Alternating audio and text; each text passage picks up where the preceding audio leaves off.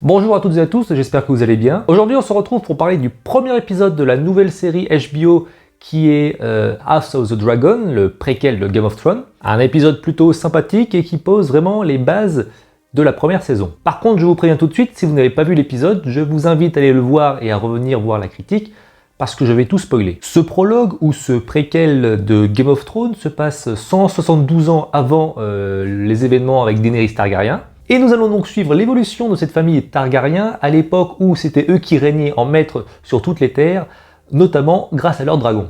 C'est sûr que quand tu as des dragons, c'est quand même plus facile pour gagner des guerres. Déjà, on l'a vu dans Game of Thrones quand ils en avaient 3, ce que ça pouvait donner.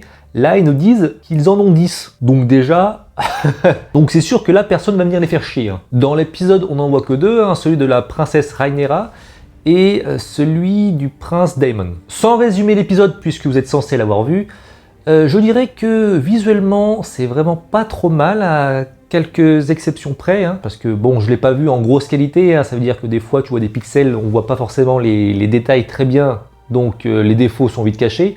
Mais là, quand tu vois le dragon atterrir, ça fait un peu fake quand même, on dirait qu'il est en carton le machin. On nous introduit donc certains personnages, notamment le roi Viserys, son frère Daemon, sa femme, sa fille du coup Rhaenyra Targaryen.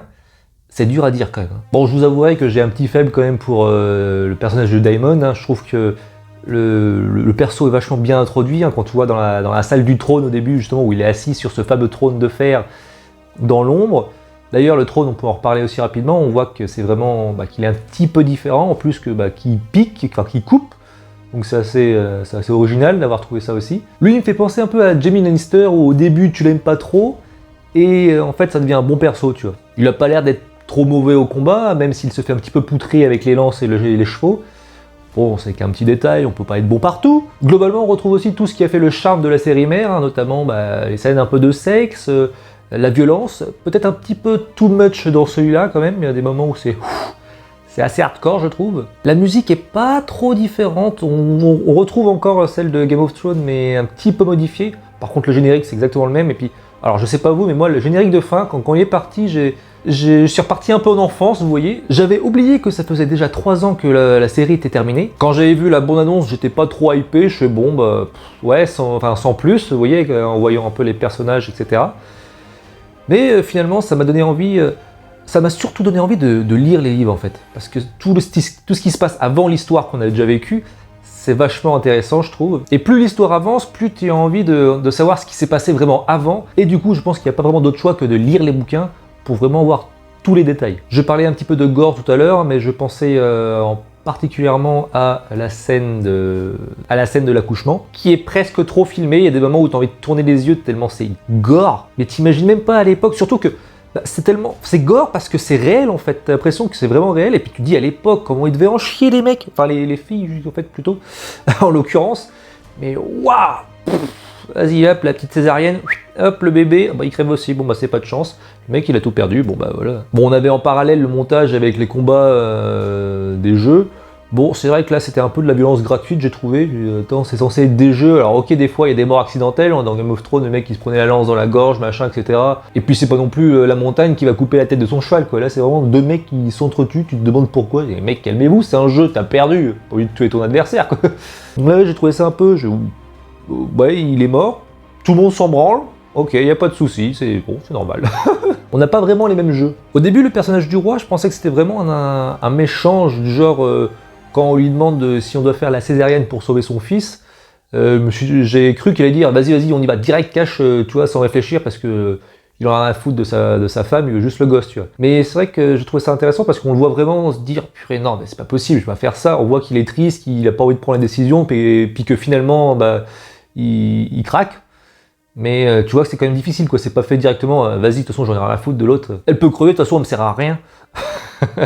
Non, c'était vraiment, tu voyais vraiment qu'il aimait sa femme, quoi. Bon, sinon, il y a les conseils avec la main du roi qui a l'air sacrément tordue quand même. On voit qu'il a réussi, en gros, à éjecter le frère du roi, Daemon. Et le moment aussi où il envoie sa fille dans la chambre du roi pour le réconforter, là, tu te dis, mais mec, franchement, à l'époque, c'est quand même dingue quand tu y repenses, mais il y a rien à foutre, quoi. Tu t'envoies ta gosse qui a, je sais pas, peut-être 15-16 ans, je sais pas quel âge elle a dans la série, avec un mec qui en a 50, quoi. C'est juste pour potentiellement après. Alors j'ai pas lu les bouquins, donc je ne sais pas ce qui se passe, justement, il faudra peut-être que je les lise. Mais j'imagine que l'idée du gars, justement, en envoyant sa fille avec le roi, c'est que celle-ci tombe enceinte et qu'elle donne naissance à des garçons, hein, forcément, et que ceux-ci soient donc privilégiés comme successeurs au trône, finalement, vu que ce sont des hommes. Donc franchement, l'idée, rien qu'avoir l'idée, je trouve ça juste incroyable. Enfin après, faut pas être étonné non plus, hein, dans Game of Thrones, il y a des trucs pires que ça, tu me diras, mais j'avais oublié en fait ce que ça faisait, comment c'était, donc l'idée est bonne en soi, mais il faut quand même être sacrément tordu. Donc à voir, donc j'imagine que ça va se passer un peu comme ça, sauf si elle a des filles, ou ça se trouve je me plante complètement, mais voilà, je pense que l'idée c'est qu'elle épouse le roi, qu'elle ait des gosses garçons, et qu'ils aillent sur le trône pour évincer du coup la fille du roi actuel, qui a été promue à la fin, comme digne successeuse, à la place d'ailleurs de Daemon Targaryen, qui lui n'aura pas grand chose à se mettre sous la dent. D'ailleurs j'ai bien aimé son passage où il arrive avec toute son armée dorée là, pour déglinguer quelques mecs pas très réglo. C'était un peu hardcore aussi, hein, tu vois les parties de quelqu'un qui dégage, ça fait bizarre, hein. En fait c'est ça, faut vraiment se remettre dedans, hein. Ça fait 3 ans qu'on n'a pas eu de choses un peu dans ce genre là. Donc ceux qui ont tué, ils sont tués, ceux qui ont volé, ils sont coupés la main, et ceux qui ont violé, je vous laisse deviner. Bon c'est vrai que c'est vachement trash, mais c'est légitime, j'ai envie de dire, d'un côté au moins c'est réglé, hein. Il faut un exemple.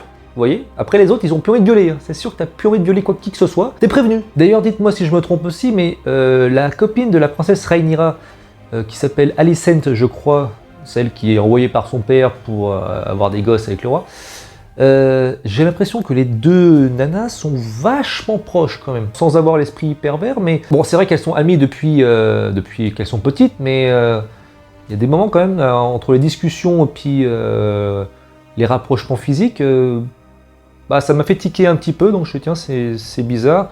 Après, c'est vrai qu'on n'a pas eu de personnages féminins lesbiennes dans la première série, je crois. Donc pourquoi pas, hein, ça change des mecs homo, hein. Ou alors je suis complètement à côté de la plaque, ce qui est encore possible, mais je sais pas, ça m'a fait bizarre. Voilà, donc globalement, moi j'ai passé un bon moment, hein, ça m'a fait du bien de retomber un peu dans cet univers. Bon, c'est vrai que là, on reste vraiment figé sur cette famille, hein, on s'en fout un peu des autres, mais d'un côté, qu'est-ce qu'il y aurait à raconter sur les autres, hein, ils ont pas de dragons, ceux-là, donc voilà. Je m'attendais à rien de particulier, vu que je n'étais pas hypé, et maintenant, je vous avouerai que j'ai bien envie de savoir la suite quand même, j'ai presque envie de me refaire la série mère, mais bon, ça attendra plus tard parce qu'il y a quand même 8 saisons à se faire, donc voilà. Je pense qu'on se fera une petite critique chaque semaine de chaque épisode qui sortiront. D'ailleurs, la semaine prochaine, il y a aussi le premier épisode des Anneaux de Pouvoir, je crois que c'est comme ça que ça s'appelle, la série sur le Seigneur des Anneaux. Pareil, je suis encore moins hypé, mais bon, écoutez, on va pas cracher dessus, on va regarder, ça peut être tout à fait sympa. Voilà, donc n'hésitez pas à dire ce que vous en avez pensé dans les commentaires. Nous, on se retrouve la semaine prochaine pour la critique de l'épisode 2, et sûrement aussi pour la critique de l'épisode 1 de la série du Seigneur des Anneaux. Donc n'hésitez pas à vous abonner pour ne rien rater. Ciao!